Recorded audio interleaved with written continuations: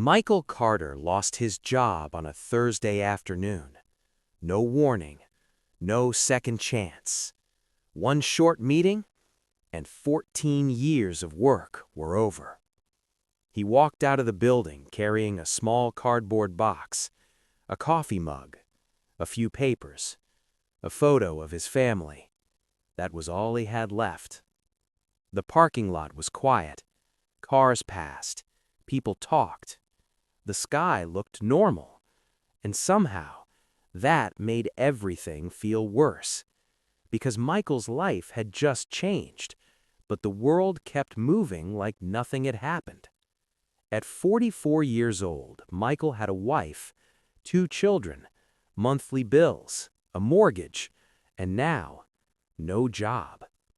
He sat in his car for a long time, hands on the steering wheel, eyes fixed ahead, not moving, just trying to understand what had happened. That evening, he drove home slowly. He didn't know how to open the front door.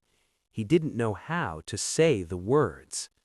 His wife, Sarah, looked at him and immediately knew something was wrong. "What happened?" she asked softly. Michael placed the cardboard box on the kitchen table. Then he said the words he never thought he would say. "I lost my job."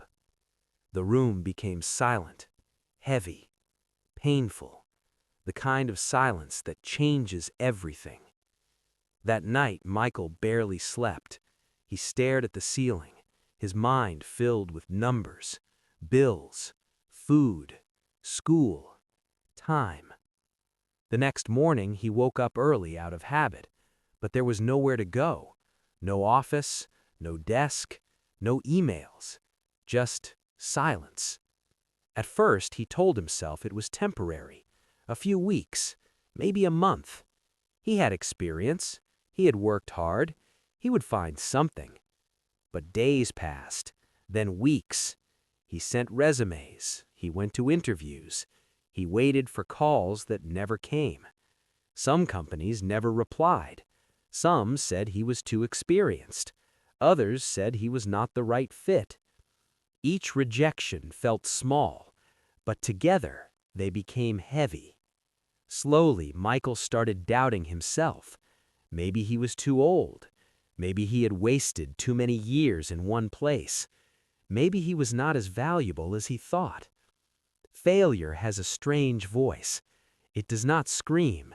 It whispers again and again until you start believing it. One afternoon, Michael sat alone in the kitchen. A rejection email glowed on his phone. He read it once, then again, then put the phone down. For the first time in his life, he wanted to stop trying. Not just the job search, everything. The hope, the effort, the pretending.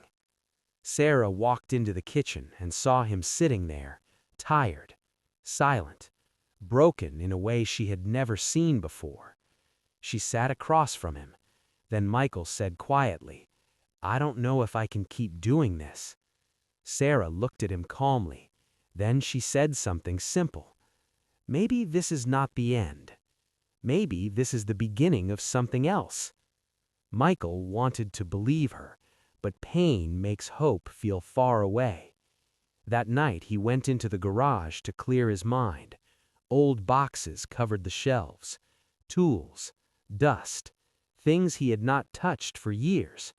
Then he found something unexpected, an old notebook. Inside were ideas he had written years earlier, plans, sketches, dreams.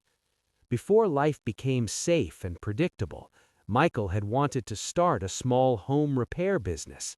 Nothing huge, just honest work. Work that belonged to him. He looked at those old pages for a long time, and for the first time in weeks, something moved inside him. Not confidence, not happiness, just a spark. The next morning, Michael made one decision. He would give himself 30 days. 30 days to try. Not to become rich, not to become famous, just to begin. He printed simple flyers, called old contacts, offered small repair jobs around town, broken doors, leaking sinks, painting walls. Simple work. At first, almost nothing happened. One call, then silence, then one small job, then more waiting. It was not exciting, it was not easy, but Michael kept going, one day at a time, one customer at a time, one step at a time. Weeks turned into months. Slowly, people began calling back, then recommending him, then trusting him.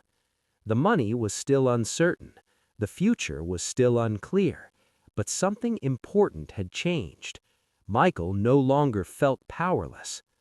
A year later, his small business was stable, not perfect, not huge, but real and growing. The same man who once sat frozen in a parking lot with a cardboard box was now building something with his own hands. One evening, Michael stood outside a customer's house after finishing a job. The sun was setting, the air was quiet, and for the first time in a long time, he smiled. He thought back to the day he lost everything, the fear, the silence, the feeling that life was over. But it was not over. It was painful, it was unfair, it was terrifying, but it was not the end. Sometimes failure does not come to destroy your life. Sometimes it comes to change its direction.